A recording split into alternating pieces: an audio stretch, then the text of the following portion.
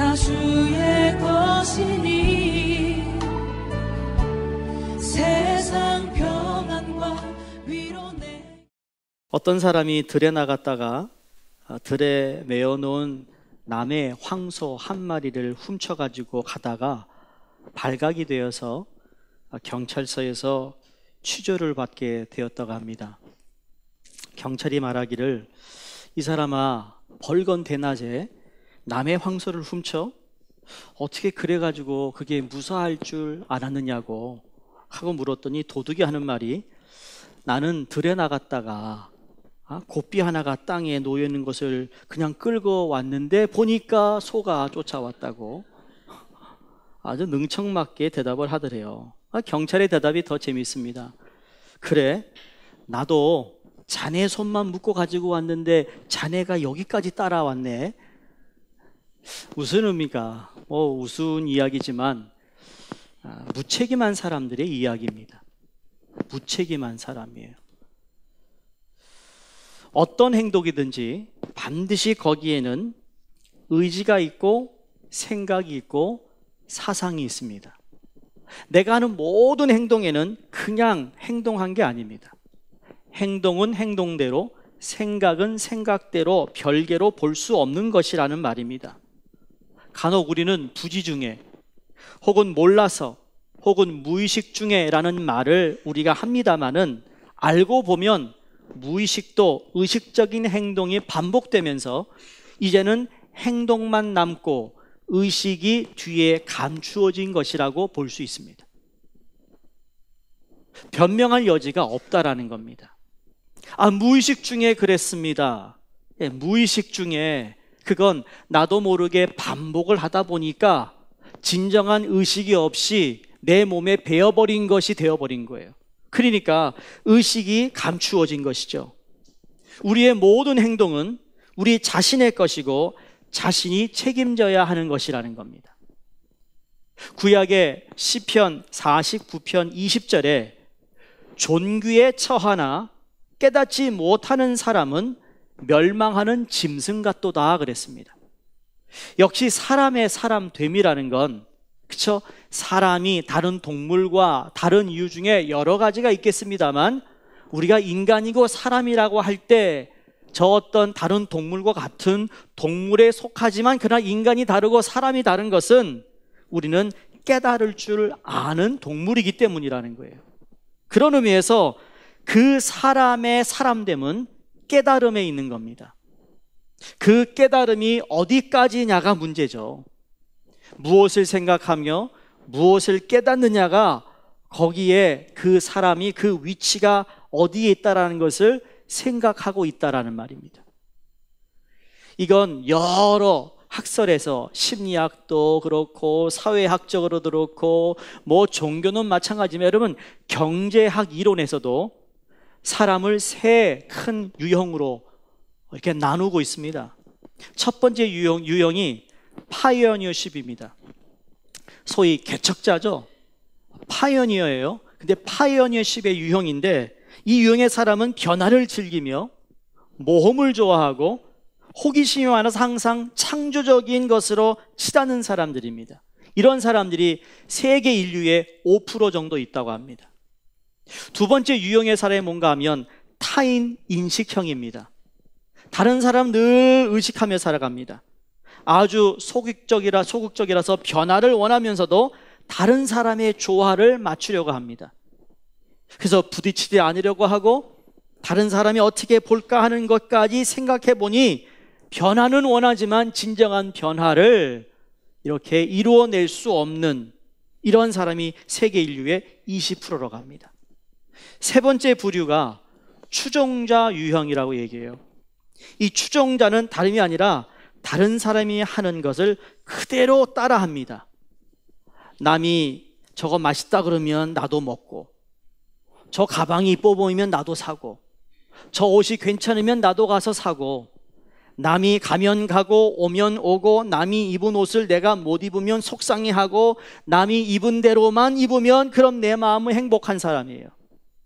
남이 하는 일을 못 따라하면 마치 그것을 악이다라고 생각하고 남이 하는 대로 따라가는 사람, 그렇게 느끼는 사람이 타인 추종형인데, 여러분 이 부류의 사람이 세계의 70%를 차지한다고 합니다. 경제학 이론이에요. 무슨 말이죠? 이 70%를 잡으면 돈 번다는 얘기입니다. 5% 잡지 말고 70% 잡으라는 얘기예요. 사업을 지금 내년에 구상하는 분들, 남이 하는 대로 따라가는 사람을 잡으란 얘기입니다.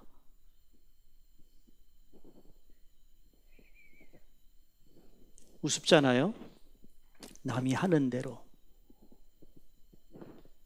그 외에 나머지 유형이 하나 있는데 아주 소수라고 하는데요, 그 사람들은 자신의 고집대로 사는 사람이래요. 여러분 고집 많은 사람 만나보셨죠? 근데 여러분 고집도 만만치 않거든요.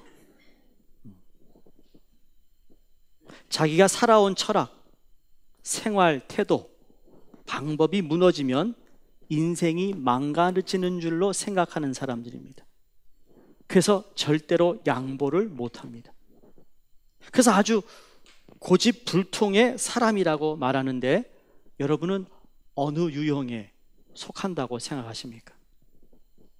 답은 내년에 목장에서 하세요. 목장이 쉬니까 한 달은. 자, 문제는 여러분 지식이 무엇이죠? 지식을 정의 내린다 그러면 지식이 이런 겁니다. 들으면서 기억하고 그 들은 것이 기억에 남아 축적되어 그게 논리적으로 정돈해서 이해가 되므로 그게 지식이 됩니다. 그게 지식입니다. 보고 듣고 기억해놓고 그 기억을 축적해 놓아서 그걸 보고 앞뒤로 논리적으로 정돈을 잘하고 이해하고 있는 게 지식입니다. 그러면 그 반대인 지혜가 무엇이죠? 지혜는 사건에 부딪히면서 경험하게 되는 겁니다. 몸으로 부딪히면서, 그래서 깨달음이라는 것을 얻게 됩니다. 여러분 지식이 많다고 지혜가 있는 게 아니에요. 지식이 많다고 깨달음이 많은 게 아닙니다. 우리는 공부 잘하는 사람이 깨달음이 많다고 생각하는데 그럴 수도 있고 그렇지 않을 수도 있습니다. 지식이 있다고 지혜가 있는 건 아니라는데, 그것은 깨달음이 지혜를 주고 지혜가 믿음을 주고 믿음이 능력으로 나타나는 것이에요. 그리고 그 능력이 실생활에서 생명력으로 작용하게 되는 것이죠. 근데 사람들 가운데는 말귀를 못 알아듣는 사람이 있습니다. 사람들 가운데는 듣지 않는 사람이 있습니다. 또 사람들 가운데는 듣지 않기로 결심한 사람이 있습니다. 그래서 더 이상 들을 수 없게 된 사람이 있습니다. 이런 사람들이 가장 불쌍한 사람들이라고 생각합니다. 왜? 깨달음과 거리가 멀기 때문입니다. 성경에 보면 예수님이 하신 말씀의 그 말귀를 못 알아들은 사람이 상당히 많이 나오는데, 우리가 잘 아는 복음서에 보면 대표적인 두 사람이 있어요. 한 사람은 요한복음 4장에 나오는 수가성 여인입니다. 기억하시죠? 수가성 근처에 우물가에 예수님이 앉으셨어요. 물을 기르러 나온 그 여인에게 주님이 내게 물 한 잔 달라 부탁을 합니다. 그랬더니 아니, 나는 사마리아인이요 당신은 유대인인데 왜 나에게 물을 묻습니까? 물을 달라고. 그랬더니 주님이 내가 주는 물을 마시는 사람은 영원히 목마르지 아니하리라. 정말 진리의 말씀을 하고 있는데 그 여인이 뭐라고 대답합니까? 그 물을 내게 주세요. 그래서 내가 여기 와서 우물을 기르지 않을 정도로 그 물을 달라고 엉뚱한 질문을 하고 있는 그 여인, 참 어리석죠. 이런 사람이 힘든 사람입니다. 이런 사람이 못 알아듣는 사람이죠. 또 하나는 요한복음 3장에 나오는 유명한 니고데모라는 사람이에요. 니고데모라는 사람은요, 유식한 사람입니다. 그 사람은 바리새인이요 당대 종교 지도자라고 그랬어요. 예수님께서 그를 맞아서 말씀하시기를 거듭나야 한다, 영생을 위해 거듭나야 한다, 중생해야 된다, You have to be born again이라고 말했는데, 그러자마자 뭐라고 대답합니까? 사람이 늙으면 어떻게 어머니 뱃속에 다시 들어갑니까? 젊으면 다시 들어갑니까? 못 알아듣고 있는 거죠. 예수님께서 이스라엘 랍비가 되어서 그것도 모르느냐라고 전면적으로 경고하시고 충고하시는 모습을 우리가 성경을 통해 봅니다. 여러분, 이게 왜 그럴까요? 왜 주님께서 하시는 말씀을 못 알아들을까요? 자기가 듣지 않기로 결심하기 이전까지는 왜 그게 들리지 않을까? 그냥 간단하게 말씀드리면 자기 생각, 자기 경험에 집착을 가지고 있기 때문이라고 말할 수 있습니다. 바로 거기에 문제가 있는 것입니다. 자, 오늘 본문에서도 예수님께서 말씀합니다. 어떤 말씀하는가 하면 너희가 아직도 깨닫지 못하느냐? 너희는 아직도 그 기억을 못하고 있느냐라고 묻고 있습니다. 이게 얼마나 무서운 말인지 몰라요, 여러분. 아직도 깨달음이 없느냐? 아직도 그걸 기억하지 못하고 있단 말이냐라고 묻고 있습니다. 여러분, 지난 주일이 추수감사 주일이었습니다. 목요일이 땡스기빙 데이였습니다. 여러분, 땡스기빙 데이하고 지난 주일 그 나흘 동안에 여러분 감사 많이 하셨죠? 감사 많이 하셨죠? 그러면 금요일부터 오늘까지는 감사 좀 하셨나요? 여러분, 오늘 끝나고 내일부터 또 그 다음 한 주간 감사하실 거죠?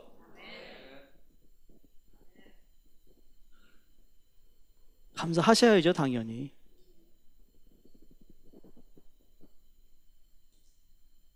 제 마음에 항상 좀 이런 염려가 있습니다. 부활주일날 부활하신 주님을 찬양하고 예배드리고 경배했는데 그 부활의 신앙을 가져야 되는데 그 부활의 신앙이 그 다음날 월요일만 되면 완전히 또 죽음의 신앙으로 그냥 사건에 무슨 일을 통해 가지고 푹 가라앉는. 부활의 신앙이라는 건요, 엄청난 능력이 있는 겁니다. 죽은 자를 살리는 게 부활의 신앙입니다. 안 되는 것을 하나님 하실 수 있는 것을 믿는 것이 부활의 신앙이죠. 이 절기 때마다 그래요. 제 마음속에 목회자니까 지난주에 추수감사주일, 나는 감사에 대한 설교를 한 4번, 5번 그냥 했으면 좋겠는데 이게 또 시간상 그렇지 못해요. 그래서 꼭 추수감사절 끝나고 나서 한 번 더 여러분에게 감사를 잊지 않기를 바라는 마음에서 오늘 말씀을 준비했어요. 부활주일 끝나고 나서 너무 여러분을 사랑하니까 부활에 대한 후속 설교를 제가 몇 해 계속 하고 있는데 오늘도 마찬가지예요. 왜 깨달음이 없느냐? 주님께서 왜 이 말씀을 하는가 하면 예수님께서 5,000명을 먹이는 역사를 그 제자들에게 보여줬습니다. 떡 5덩어리로 5,000명을 먹였습니다. 그뿐만 아니라 그 전에 있었던 떡 7개로 4,000명을 먹이고 몇 광주리가 남았는지 너희 기억하지 않느냐 묻고 있습니다. 굉장한 사건이거든요. 이 일이 엄청난 사건을 보면서 깨달음도 많았을 거고 느낌도 많았을 거고 감격도 컸을 것인데, 근데 이 감격을 가진 지 불과 며칠 후에 예수님께서 지금 어떤 복음에는 다음 날로 되어 있기도 한데 하여간 며칠 후 정도밖에 안 됐어요. 배를 타고 가고 있습니다. 배 안에서 예수께서 말씀합니다. 야, 바리새인의 누룩을 조심해야 된다 그랬더니 누룩? 하면서 뭘 생각했는가? 빵 생각을 했습니다. 누룩하면 주님이 무슨 말씀을 하고 있는지 제자들이 금방 알아차려야 되는데, 야, 빵을 안 가지고 배를 탔다.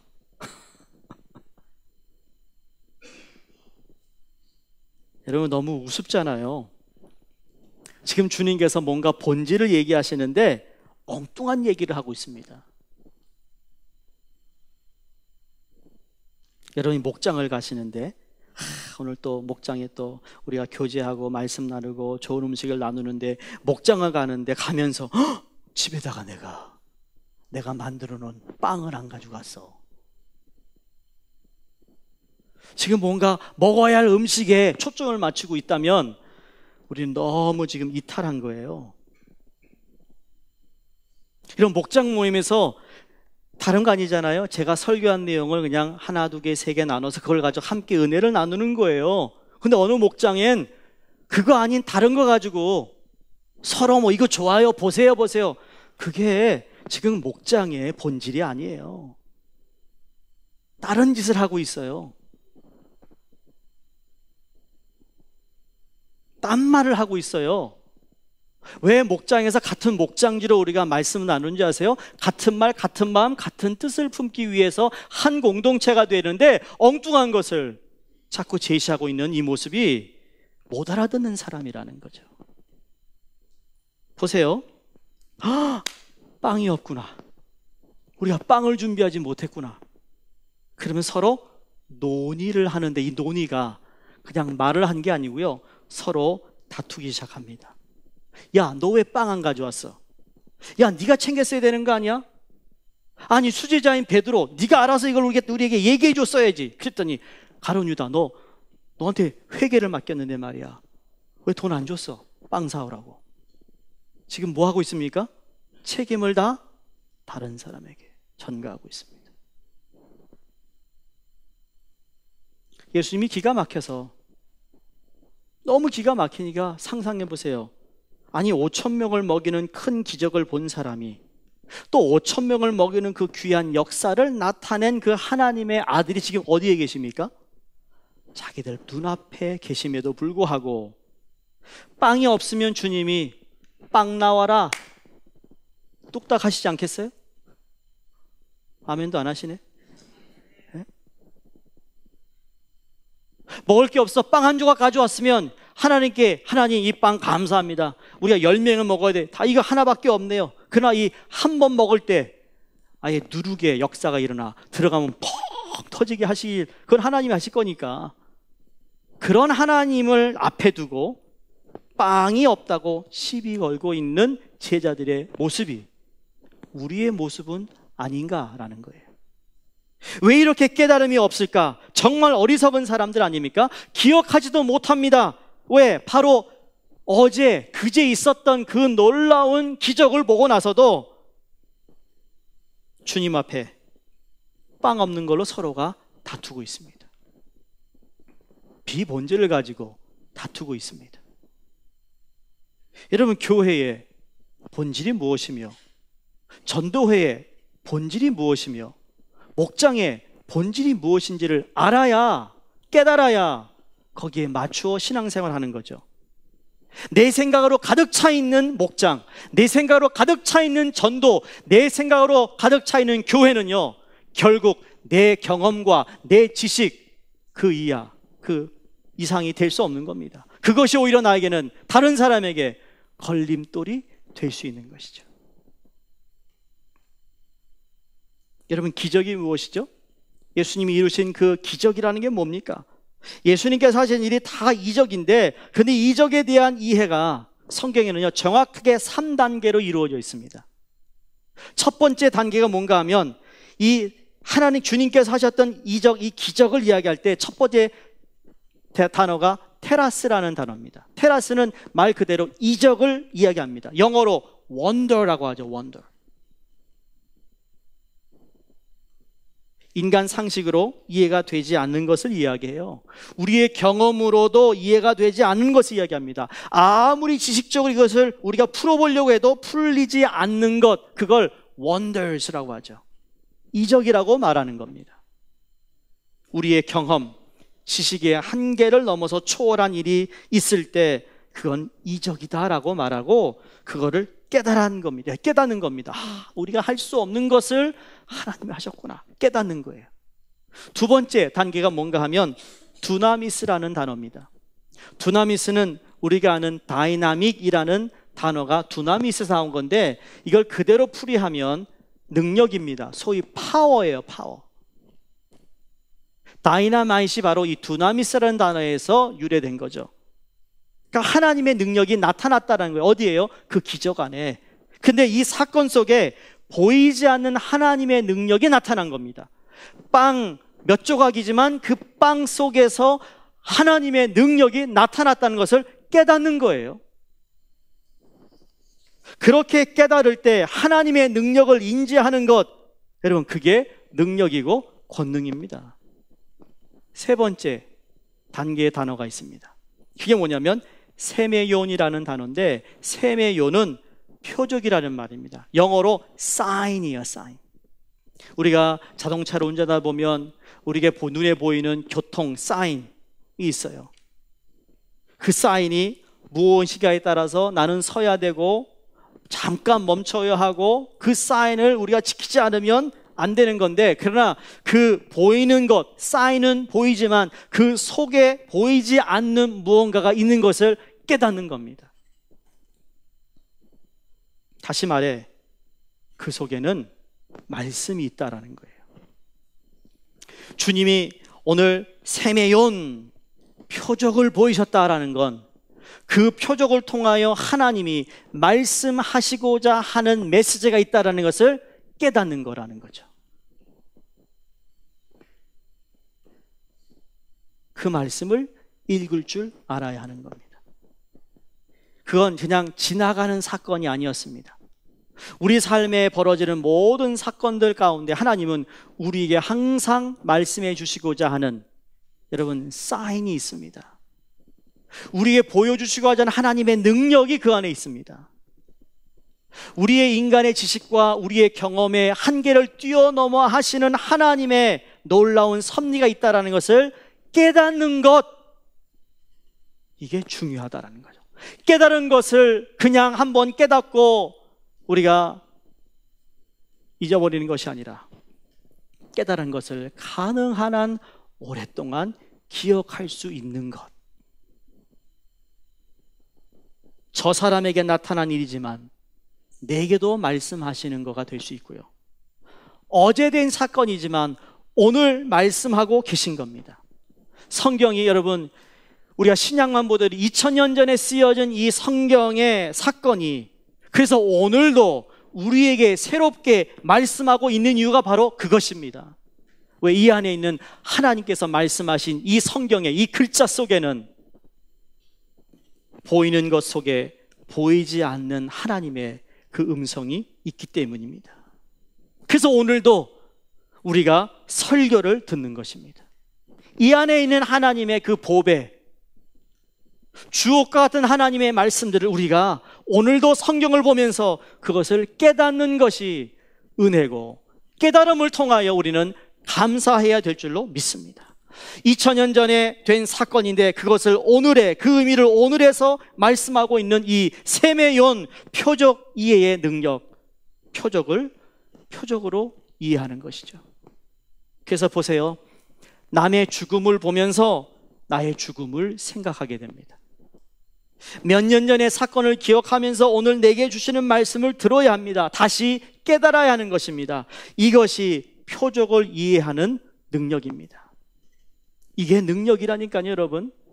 능력이라는 것이 말이에요, 뭐 병든 사람만 고치고 뭐 이렇게 시끄럽게 외적으로 보여지는 것만 능력이 아니라 정말 하나님이 나에게 주시는 하루하루 일상생활 가운데 하나님이 내게 주시는 그 깨달음을 내가 이해하고 그걸 깨달음을 통해 믿음을 갖고 믿음을 통하여 능력이 나타나는 그 삶이 진정으로 능력의 삶을 사는 것이라고 말할 수 있는 거라는 거죠. 그래서 이미 우리는요, 능력을 내 안에 다 가지고 살아가고 있습니다. 네? 내가 부족하고 죄를 짓고 있다 할지라도 이미 예수 그리스도의 보혈로 말미암아 주님이 우리에게 눈을 여시고 가난한 자에게, 억압된 자에게, 눌린 자에게 해방과 자유를 주심으로 지금은 은혜의 해라고 말씀하신 이유가, 지금 그 은혜가 어떤 은혜냐?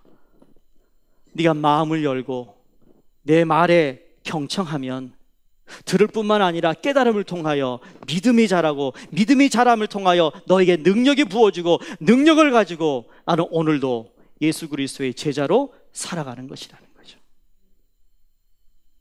근데 오늘 본문에 보는 바와 같이 이 제자들이 능력이 없었어요. 큰 능력을 보고도 감격하고도 기억하지 못했습니다. 까맣게 잊어버렸습니다. 오늘 떡 하나 없는 것 가지고 시비를 벌이고 문제를 삼고 있습니다. 여러분, 교회에서 떡 하나 때문에 시비 걸고 문제 삼지 않기를 바랍니다.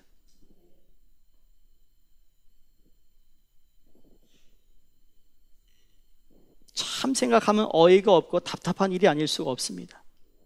그러니 주님께서 책망조로 말씀하고 있습니다. 예수님은 항상 생명에 대해 말씀했어요. 떡을 보시면서도 생명에 대하여 사람이 떡으로만 살 것이 아니요라고 말씀했잖아요. 40일 금식한 후에도 누구보다도 떡이 필요한 분이 누구였습니까? 예수님이었는데 불구하고 사람은 떡으로 사는 게 아니라고 말씀하면서 말씀으로 살아야 한다. 우리는 떡을 대할 때마다 생명을 생각하고 생명의 주인을 생각해야 될 줄로 믿습니다. 오늘 우리에게 생명을 주는 것이 무엇이죠? 물 마실 때마다 이 물에 근원이 되시고 물을 허락하신 주님을 생각하는 겁니다. 그러면 감사하는 것이죠. 오늘 나에게 주신 음식이 또 밥상에 올라왔을 때마다 생각합니다. 하나님 내게 또 오늘도 일용할 양식을 주셨습니다. 내가 옷을 입고 외출할 때마다 내게 입을 옷을 주신 하나님을 생각하며 기억하며 감사하는 겁니다. 추운 겨울에 여러분 그런 생각 안 해요? 가끔 그런 생각합니다. 자주 그런 생각이 추운 날, 아주 더운 날, 참 이민자로 여기서 태어나지도 않았는데 우리는 추운 겨울에 그래도 따뜻하게 히터를 틀고 자동차를 운전할 수 있는 우리에게 주신 이 은혜가 반대로 여기서 몇 대 산 사람들이 추운 겨울에 동냥을 하고 있는 모습을 보면서 우리가 그 사람보다 잘나지도 않았는데도 불구하고 여기서 태어나고 여기서 했던 사람들에 비해 우리는 이런 은혜를 주시는구나. 우리 여기에서 이민자로 살고 있는데도 불구하고 내가 여기서 몇 대 산 사람들보다도 우리에게 이러한 은혜를 주시는 거 여러분 감사해야 되지 않겠어요? 기억해야 되지 않겠어요?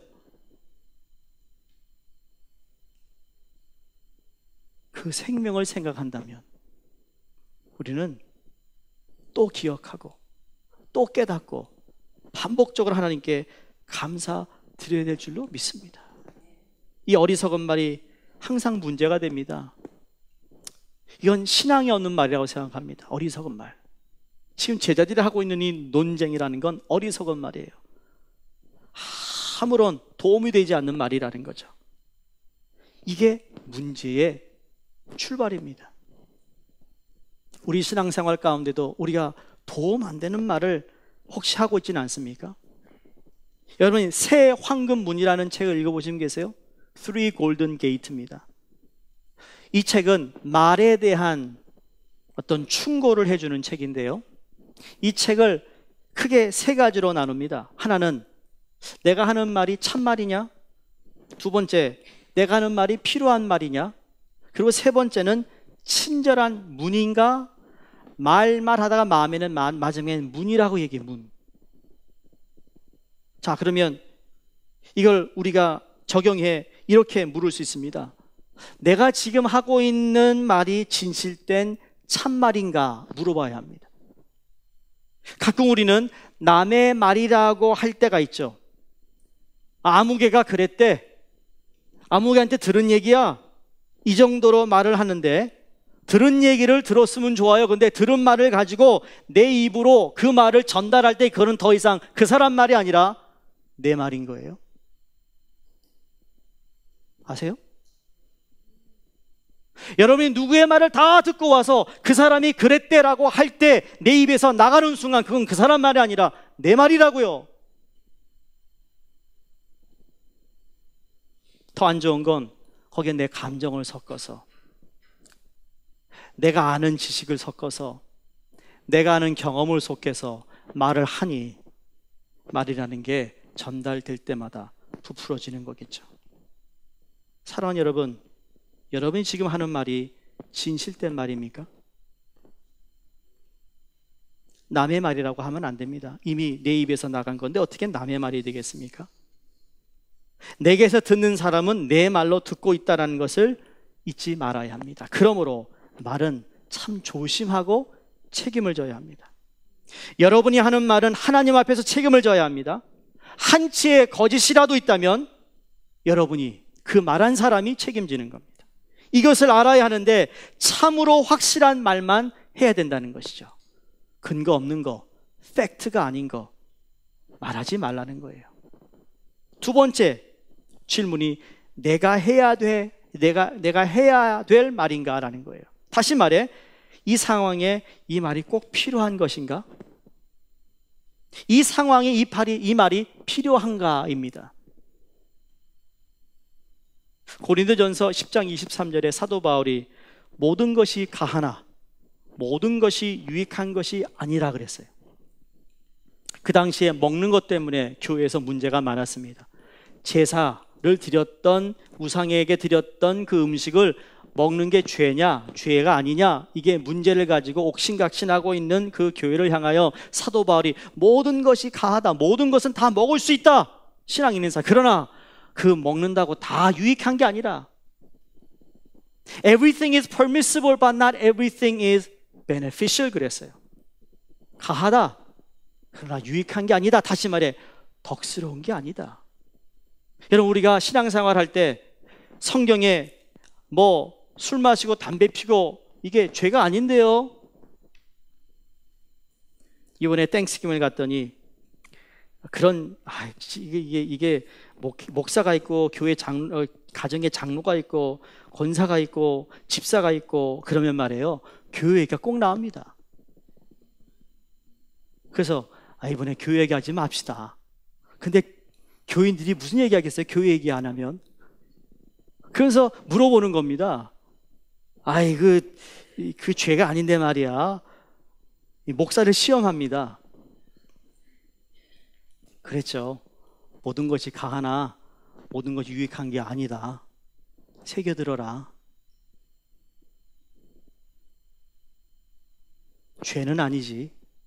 그러나 덕이 안 돼. 누구를 실망시키고 누가 주님부터 멀어진다면 그거에 대한 성경 말씀도 있지 않는가? 연자 맷돌을 목에 걸고 스스로 강물에 내 몸을 던지라. 너 그 사람에 대해서 책임지라는 얘기예요. 네 생명을 걸고 책임지라는 거예요. 여러분, 우리가 뭐든지 말할 수 있습니다. 들은 거 다 전달할 수 있습니다. 그러나 그게 유익한가? 이거 함을 통해 그 사람에게 유익이 되는가? 교회에 유익이 되는가? 이걸 생각하라는 이야기죠. 어떤 분은 유익되지 않는 것을 알면서도 충동질의 말을 한다면 그 사람은 그 한 말에 대해 하나님 앞에 분명히 주님이 물을 겁니다. 마지막 세 번째는 내 마음에 사랑이 있는가입니다. Three Golden Gate의 책에는 친절한 문이라고 그랬는데 저는 이걸 사랑의 마음으로 바꾸고 싶은 거예요. 뭐냐면 우리의 집안 분위기는 문을 열고 들어가는 순간 압니다. 그게 문이에요, 문. 내가 지금 참말을 하고 있는지, 또 필요한 말을 하고 있는지, 불필요한 말을 하고 있는지, 거짓을 말하고 있는지는 무엇을 열고 들어가면 되는가? 그 마음의 문을 열고 들어가서 그 마음에 사랑이 있는가 없는가를 확인하면 알 수 있다라는 이야기입니다. 동기를 묻고 있습니다. 정말로 사랑하는가? 여러분, 여러분의 배우자를 정말 사랑하세요? 여러분의 자녀를 사랑하세요? 아멘 안 하시는 거 이상하네. 네.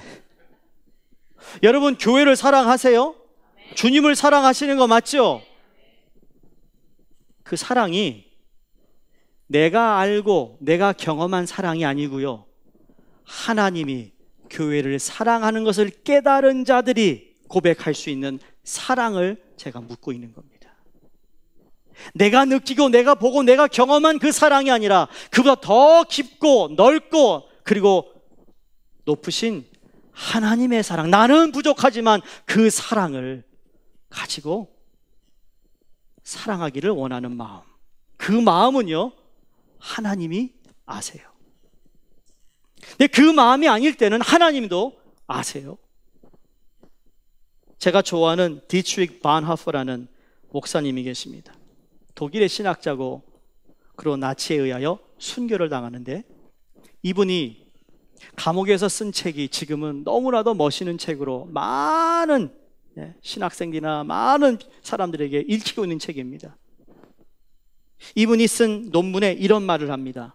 사단은 우리를 어떻게 유혹하는가라는 아주 간단한 짧은 글인데 거기에 세 가지를 지적합니다. 하나는 우리 감정을 사로잡는다. 그래서 질투심을 유발해서 불평하게 만든다. 그것을 잊지 말라. 질투는 죄가 아닌 줄로 알지만 질투할 때 마귀가 작용을 한다. 원망하게 만든다. 작은 일, 큰 일에서 원망하게 만드는데 이 원망에 문제가 있다. 두 번째 지적하는 것은 우리를 우울하게 만든다. 우울증은 우리는 병이 아닌 줄로 착각을 한다. 우울증은 불치병인데, 무서운 병인데 자기가 죽든지 남을 죽이든지 이것이 우울증이다. 그래서 자기 생애의 의미를 부정하게 만든다. 세 번째 지적은 구원 신앙을 흔들어서 너는 용서받을 수 없다. 이미 죄가 많다. 너는 끝장이 났다라고 유혹을 한다. 즉 절망하게 만든다는 거예요. 다시 말해 원망과 부정과 절망으로 유혹하는데, 여러분 사단에게 이 유혹에 빠지지 않기를 주의 이름으로 부탁을 드립니다. 모든 사건 가운데 감정으로 모든 것을 푼다면 이미 마귀가 여러분 마음속에 작용하고 있다.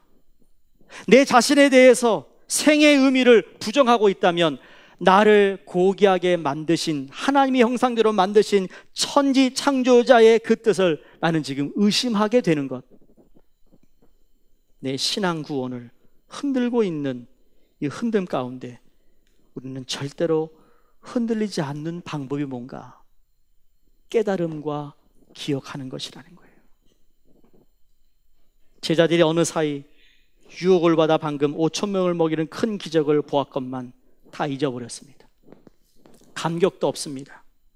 능력도 상실했습니다. 그랬더니 뭐가 나옵니까? 원망과 불평이 나옵니다. 오히려 배를 타고 가면서도 기억나? 이틀 전에 그 사건? 난 그걸 생각할 때마다 정말 이건 대단한 일이 아니야? 난 그런 예수님을 내가 따라가고 있다는 거에 너무 감사해. 자랑스러워. 그걸 함께 우리가 했다라는 거 너무너무 수고했어. 고마워. 이런 말을 했다면 마귀가 끼어들겠어요? 그러지 못한 제자들을 향한 예수님이 말씀합니다. 깨닫지도 못했느냐? 기억지도 못했느냐? 어찌하러 서로 논쟁하고 있느냐? 바리새인들의 누룩, 외식주의, 형식주의, 위선주의, 이기주의, 세속주의를 주의하라 하는 이 말씀을 빵을 안 가져왔다고 생각하는 제자들의 모습을 통해 너희들 조심해라. 누룩이 얼마나 무섭게 퍼져나가는지를, 이 교훈을 조심하라. 사단의 역사를 조심하라 하시는 예수님의 이 경고의 말씀이 여러분 우리에게도 깨달음이 되기를 바랍니다. 감사의 마음이 퍼지면 좋은데 원망과 불평의 마음이 퍼져나간다면 이건 문제가 심각해지는 건데, 그걸 이미 우리가 차단할 수 있는 능력이 우리에게 있다라는 사실을 믿으시면서 출애굽을 한 이스라엘 백성들이 원망하다가 원망하는 사이에 마귀의 노예가 되고 결국은 가나안 땅에 못 들어갔지 않습니까? 우리를 구원하시고 여기까지 인도하신 하나님께 감사와 그 은혜를 계속해서 지속해 우리가 기억할 수 있기를 바랍니다. 그렇다면 문제는 해결받을 수 있습니다. 쉬워지는 겁니다. 내가 아무리 억울해도 하나님 감사합니다. 이런 억울함을 통해서도 하나님 감사하게 해달라고 기도한다면 풀릴 수 없는 것도 아까 말씀하신 것처럼 이적이 나타나고 거기에 능력이 나타나고 거기에 하나님의 사인이 보이기 시작할 때 저 먼 구름에 주먹만한 구름이 오는 것을 보고 엘리야가 이제 내려가도 된다 했던 그 사인처럼 하나님이 아시고 계시구나 라는 것만 내가 메시지를 듣는다면 뭐가 문제입니까? 해결하시는 분도 하나님이고 답을 주시는 분도 하나님이고 열리게 하시는 것도 하나님이고 밝은 미래를 환하게 볼 수 있는 것도 하나님이 하시는 줄로 믿습니다. 기도하겠습니다.